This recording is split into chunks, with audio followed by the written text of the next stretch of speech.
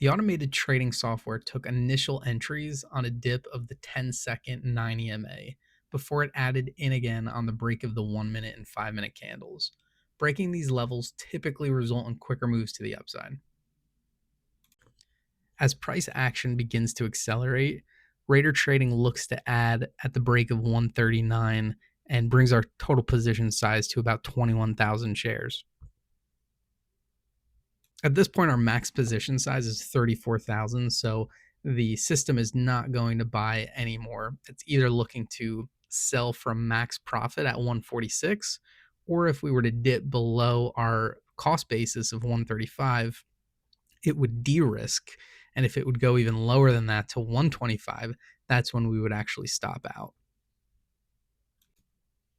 Thankfully, the algorithm has calculated these levels in real time without us having to do so.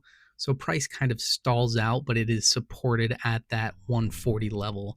It only takes a matter of time for the price to break the 146 level and sell for a profit of over $2,000. So after selling for a profit, we hang on to about 2,700 shares just in case the price continues its parabolic action. We are very overextended at this point. So as price and momentum fade, the system de-risks a little bit under break even.